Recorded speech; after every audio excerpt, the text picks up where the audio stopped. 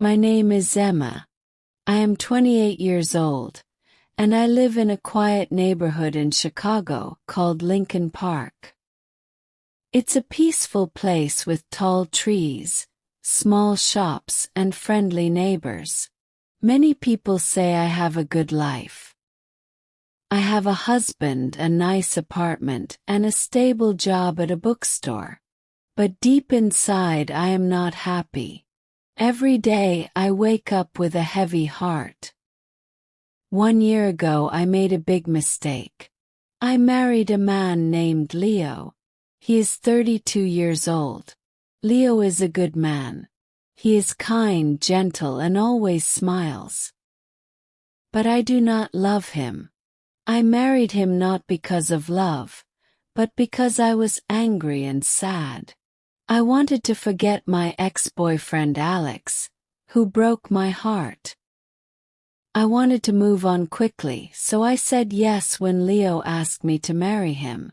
That time I thought marriage would help me feel better. I believed that maybe love would come later. But love never came. And now I am the one who is hurting. Leo does everything to make me happy. He brings me flowers on Fridays. He cooks dinner when I feel tired. He writes small notes and puts them in my lunch bag. He calls me my sunshine and always kisses my forehead. Many women would feel lucky to have a man like him. But I feel sad because I cannot love him back. One night we were sitting on the balcony. The stars were bright and the air was warm. Leo looked at me and said, "Emma, I know you don't love me yet. But I believe you will. I will wait. My love is strong enough for both of us." His words made me want to cry. He was so full of hope. But I had no hope inside me. I felt like I was lying every day. I smiled when I didn't want it, said thank you when I felt nothing. I was living a life that didn't belong to me. My mother once told me, "Emma, love can grow with time. Marriage is not always about strong feelings. It is about kindness, respect, and patience." I tried to believe her. I tried to be patient. But every day I felt more and more like a stranger in my own life. One Friday evening, Leo made a special dinner for me. He cooked my favorite dish, chicken pasta with garlic bread. He lit candles, played soft music, and even wore the blue shirt I liked. He said, "This is for you, Emma. You are my everything." I looked at him, smiled a little, and said, "Thank you." But inside I felt empty. I could not enjoy the food. I could not enjoy the music. I felt like I was acting in a play, not living a real life. After dinner, Leo took my hand and said, "Let's go for a walk." We walked to the small park near our apartment. There, under the old oak tree, Leo had proposed to me 1 year ago. He smiled and said, "Remember this place? I told you I would love you forever." I looked at the tree, then at him.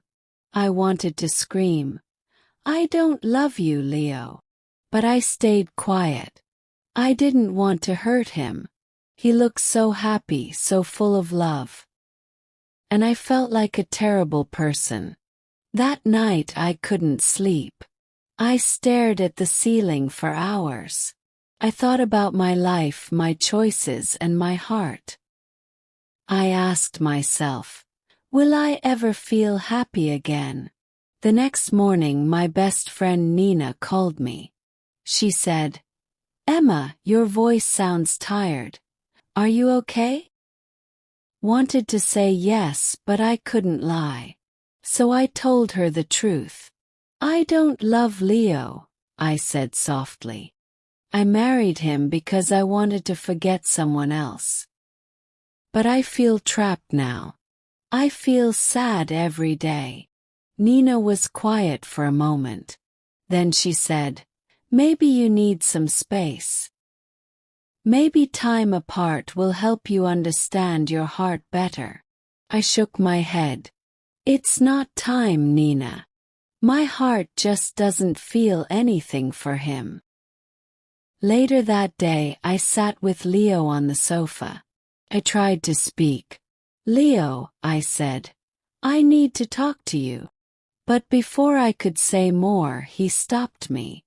"I know what you're going to say," he said quickly. "Please don't give up on us yet, Emma.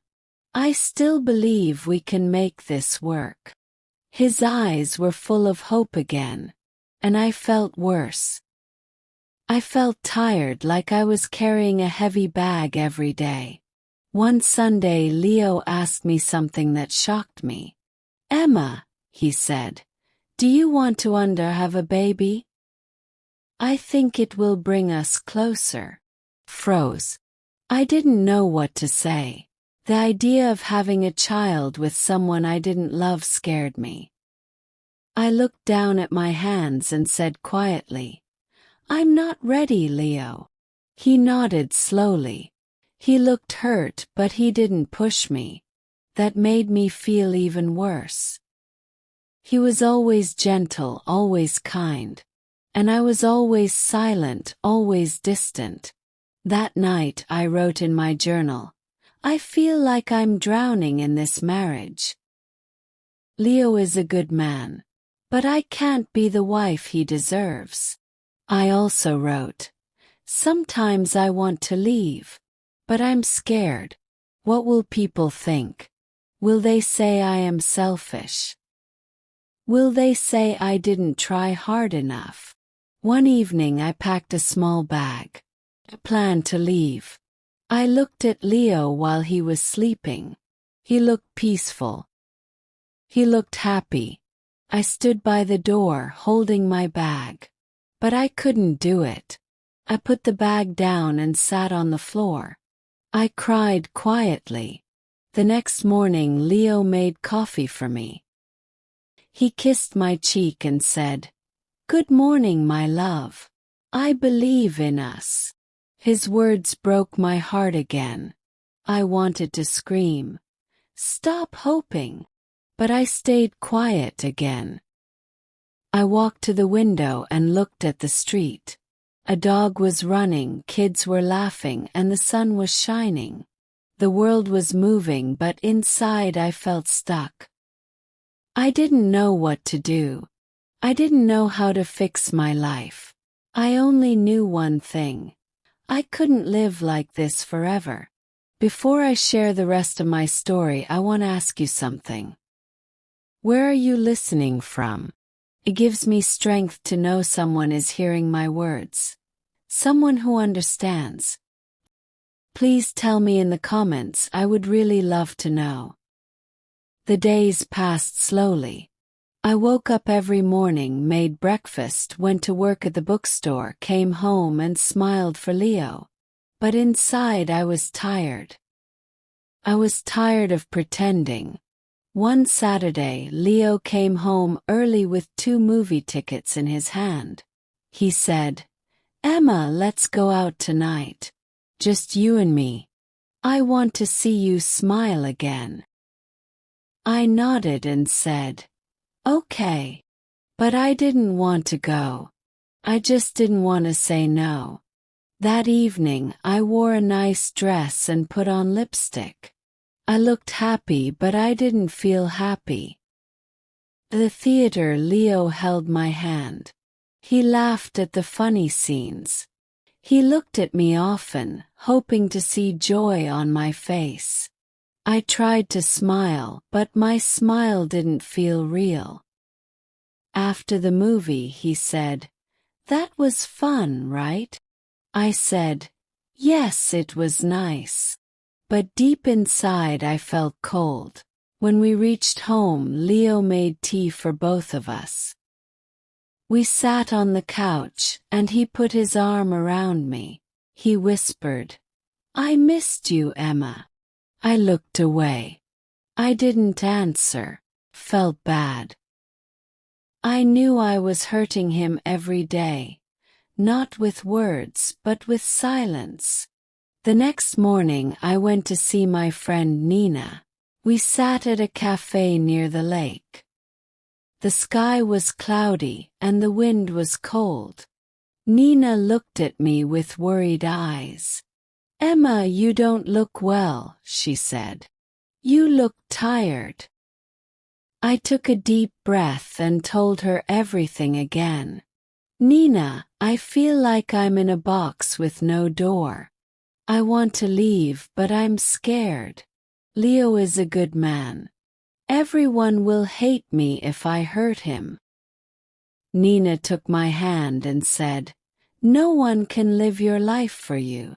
If you are not happy, you must be honest. Leo deserves the truth, and so do you." Her words touched me, but they didn't take away the fear. What if I hurt Leo too much? What if I regret leaving? That night I sat by the window and looked outside. The street was quiet. Lights from other homes were glowing. I wondered if people in those homes were happy.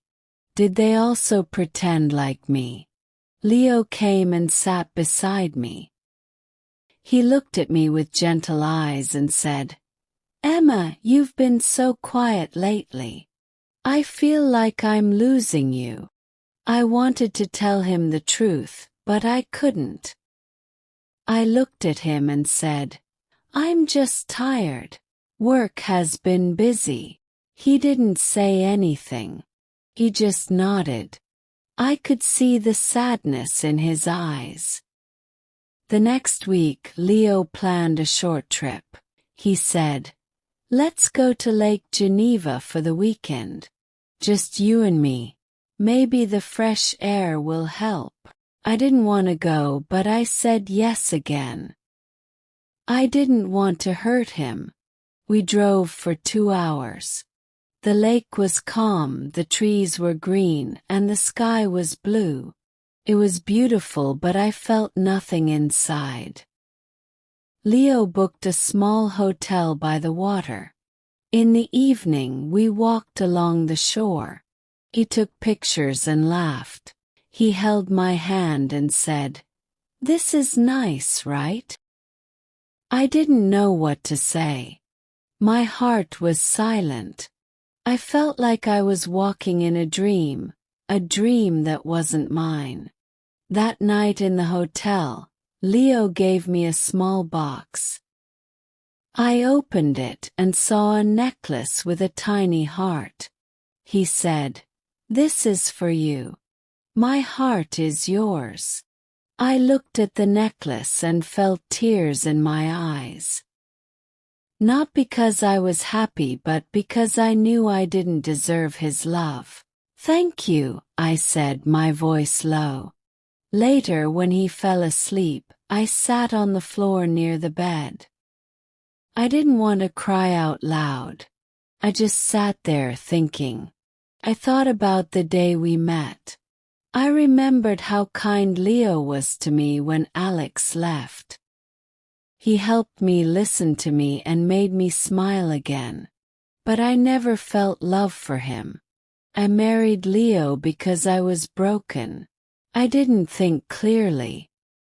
I thought being with someone nice was better than being alone. But now I see it is worse to live without love. When we came back to Chicago, I started writing letters to myself. I didn't show them to anyone. I just wrote what I felt. One letter said, "Emma, you are not a bad person. You made a mistake, but you didn't do it with hate. You wanted to feel better. But now you must be brave. You must find your truth." Another letter said, "Leo is not your enemy. He is a good man, but he is not your home. You cannot give him what he needs." Writing helped me understand myself, helped me see my own pain clearly. A few days later, Nina called me and said, "Emma, you sound stronger." I said, "I'm thinking about telling Leo everything. He deserves the truth." She said, "I'm proud of you." That evening I made tea and asked Leo to sit with me. My hands were shaking. "I need to tell you something," I said.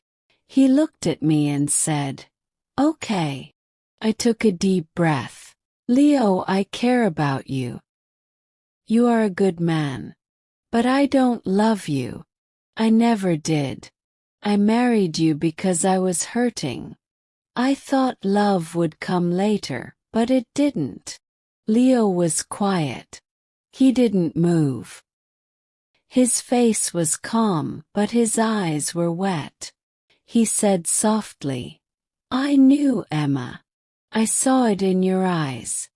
I just didn't want to believe it." Tears rolled down my cheeks. "I'm so sorry," I said. "I never wanted to hurt you." Leo nodded. "I love you, Emma. Really do. But I can't be the only one trying. If your heart isn't here, I can't hold you back." His words broke me. He was still kind. Even when I was honest, even when I gave him pain, he stayed kind.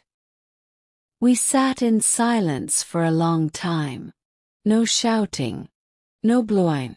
Just sadness. Real quiet sadness. That night I slept on the couch. I looked at the wall and whispered, "I told the truth. I finally told the truth." I didn't know what would happen next. I didn't know if I would leave soon, or if we would talk more. But I felt lighter. For the first time in months, I felt like I was breathing. The next few days were quiet. Leo and I still lived in the same apartment, but we didn't talk much. We both needed space to think. I slept in the small guest room. He slept alone in our bedroom. In the mornings, Leo still made coffee. He still left a cup on the kitchen table for me. But now there were no notes, no smiles. Just silence. I went to work and tried to stay busy.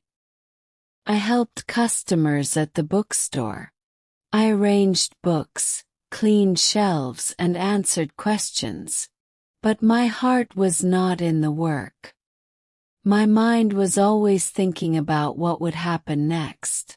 One afternoon, Nina came to see me at the shop. She gave me a hug and said, "How are you doing?" "I'm okay," I said. "It's hard. But I feel more honest now." Nina smiled. "That's a good start. What will you do next?" "I think I need to leave," I said quietly. "It's time." That evening I told Leo the first wanted to move out. He didn't look surprised. He asked, "Do you have a place to go?" "Yes," I said. "Nina offered me her guest room for now." Leo nodded. He was quiet for a moment. Then he said, "Emma, I'm not angry. I'm just sad.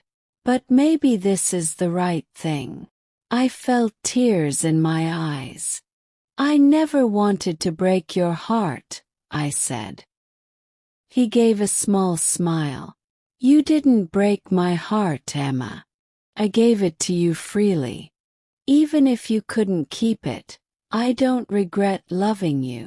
His words were kind, but they made my heart ache. The next morning I packed my clothes and a few books. I didn't take much. The apartment felt heavy with memories, even though we had only lived there for 1 year. I looked at the small things: his coffee mug, our wedding photo, the blanket we used while watching movies. Leo helped me carry my bag to the door. He said, "If you ever need anything, call me." He nodded. "Thank you for everything, Leo. You were always good to me." He looked at me one last time and said, "Take care, Emma." Then I walked out of the apartment. Nina was waiting in her car. She smiled and opened the door. "Let's go," she said. I sat beside her and we drove away. I didn't look back. At Nina's apartment, I sat in the small guest room and cried. Not because I missed Leo, but because I felt so many things: guilt, sadness, fear, and also a little hope. For the first time I had made a choice for myself. I had said the truth. I had taken a step forward. The days passed slowly. I stayed at Nina's place for a few weeks. I helped her with cooking, cleaned the dishes, and sometimes watched movies with her. She never pushed me to talk, but she was always there when I needed to cry. I started going for long walks by the lake. I watched people walking their dogs, riding bikes, and drinking coffee on benches. I liked watching life go on. Helped me feel calm. One day, I walked into a small cafe and saw a flyer for a creative writing class at the community center. Something inside me said, "Try this." So I signed up. The class was small, just 8 people. We wrote stories and read them out loud. First I was shy, but slowly I started to enjoy it. I wrote about my feelings, my past, and my hopes. One evening after class, I wrote something in my notebook. "I lost love before I even found it. But now I am finding myself." That sentence made me smile. A few weeks later, I got a message from Leo. He wrote, "Hi Emma. I just wanted to say I hope you're doing well. I'm taking some time for myself too. I've joined a cooking class. Helps me stay busy. No pressure to reply. Just wanted you to know I'm okay." I stared at the message for a while. Then I replied, "Hi Leo. Thank you for your message. I'm glad you're doing okay. I'm in a writing class now. It's helping me too. Wishing you peace and happiness." We didn't talk again after that, but it felt good to say goodbye in a kind way. Months passed. I found a small studio apartment near the bookstore. It wasn't fancy, but it was mine. I painted the walls light yellow, put flowers in the window. I hung a picture of the lake. Every morning I made my own coffee. I sat at the window and watched the world outside. Felt lonely sometimes, yes. But I also felt free. I still thought about Leo. I hoped he would find someone who truly loved him. He deserved that. He gave love with an open heart. I hope someone would do the same for him. One day, while cleaning my drawer, I found the heart necklace Leo gave me at the lake. I looked at it for a long time. Then I placed it in a small box and wrote a note. "Thank you for your kindness. I couldn't wear it, but I will never forget it." I left the box at Nina's place. She said she would return it to Leo for me. As the seasons changed, I changed too. I began to smile more. I made new friends in my writing class. I laughed again. I started to feel like me. One night I looked in the mirror. I saw a woman with tired eyes but a soft smile. A woman who had been lost, but was now walking her own path. I whispered to myself, It's not a perfect story, but it's mine. I'm still learning, still growing. I don't know what the future holds. But I know one thing now: never marry for the wrong reason. Never silence your heart. If someone out there feels like me, I want to say, you are not alone. It's okay to make mistakes. It's okay to start again. Be honest. Be brave. Your heart knows the truth. Thank you for listening to my story. It's not full of smiles and happy endings, but it's real. And sometimes being real is the bravest thing we can be. If this story touched your heart, don't forget to like, comment, and share. More emotional and inspiring stories are coming soon.